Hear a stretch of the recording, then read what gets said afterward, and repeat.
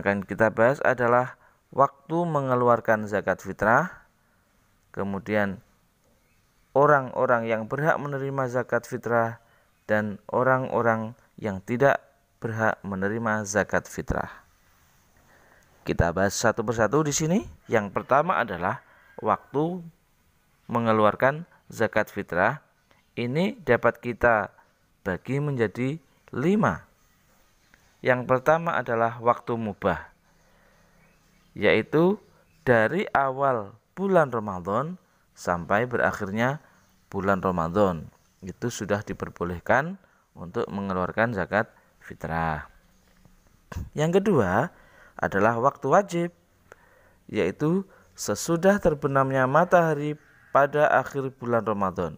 Jadi ketika matahari pada akhir bulan Ramadan sudah terbenam, itu kita wajib hukumnya untuk mengeluarkan zakat fitrah.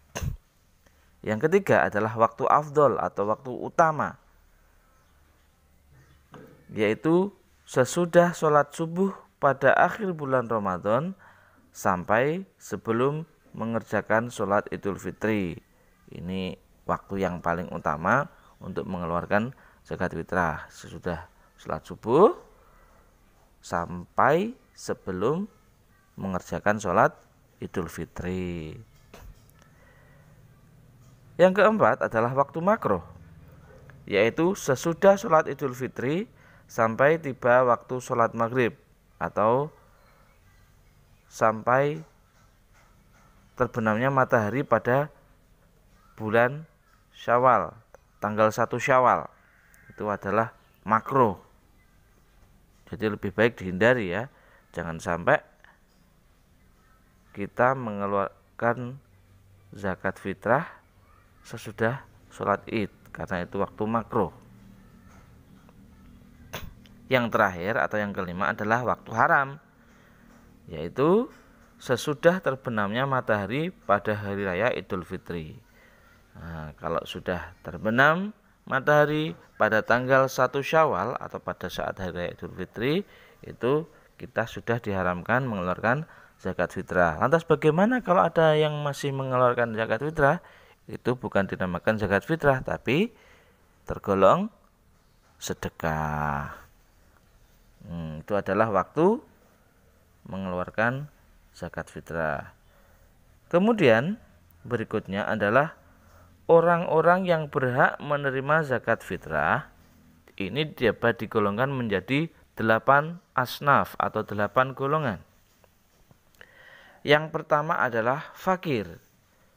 Siapakah yang dinamakan fakir? Yaitu orang yang tidak memiliki harta benda. Jadi orang yang lebih parah daripada miskin, tidak mempunyai harta benda dan juga tidak mempunyai pekerjaan. Yang kedua adalah miskin, yaitu orang yang penghasilannya tidak mencukupi. Artinya dia sudah mempunyai pekerjaan, tetapi penghasilannya tidak cukup untuk mencukupi kebutuhan hidupnya. Itu namanya miskin. Yang ketiga adalah rikob atau budak mukotob, yaitu hamba sahaya atau budak. Artinya di sini adalah hamba sahaya yang memiliki kesempatan untuk merdeka, tetapi tidak mampu untuk menebusnya. Ini namanya rikob. Yang keempat adalah ghorim, yaitu orang yang mempunyai banyak hutang dan tidak mampu untuk membayarnya. Itu namanya ghorim. Yang kelima adalah mu'alaf, yaitu orang yang baru masuk Islam. Mengapa ke orang mu'alaf berhak untuk menerima zakat? Karena apa? Supaya orang yang baru masuk Islam tadi atau mu'alaf itu imannya lebih kuat, semakin kuat dengan diberi zakat. Yang keenam adalah fi sabilillah, atau orang yang berjuang di jalan Allah. Yang ketujuh adalah ibnu sabil, yaitu musafir atau pelajar yang berada di perantauan. Nah, itu berhak juga menerima zakat fitrah. Dan yang kedelapan atau terakhir adalah amil zakat, yaitu panitia penerima dan pengelola zakat fitrah, itu juga berhak mendapatkan zakat fitrah. Jadi 8 golongan yang berhak menerima zakat fitrah. Saya ulangi, yang pertama adalah fakir, yang kedua miskin, yang ketiga riqab, yang keempat gharim, yang kelima mu'alaf, yang keenam fisabilillah, yang ketujuh ibnu sabil, dan yang kedelapan adalah amil zakat.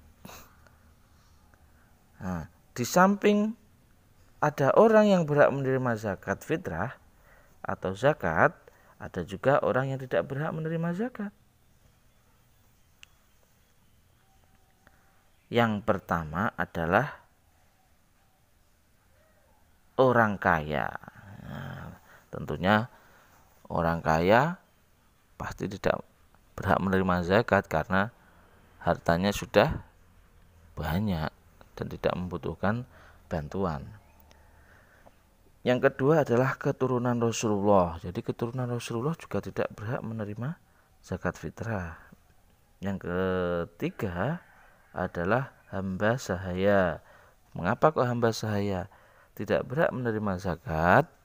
Karena hamba sahaya ini masih menjadi tanggungan tuannya.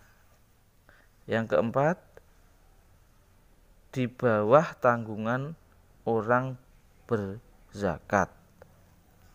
Artinya seperti yang sudah pernah saya terangkan sebelumnya, orang yang berada di bawah tanggungan orang yang berzakat ini tidak berhak menerima zakat. Dan yang terakhir adalah orang kafir.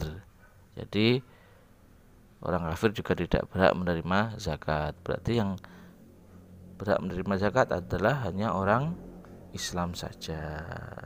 Itu adalah rincian orang yang tidak berhak menerima zakat. Sampai di sini sudah paham anak-anak? Alhamdulillah. Untuk materi kali ini cukup sekian dulu. Mudah-mudahan bermanfaat dan kita lanjut kembali di materi berikutnya. Wassalamualaikum warahmatullahi wabarakatuh.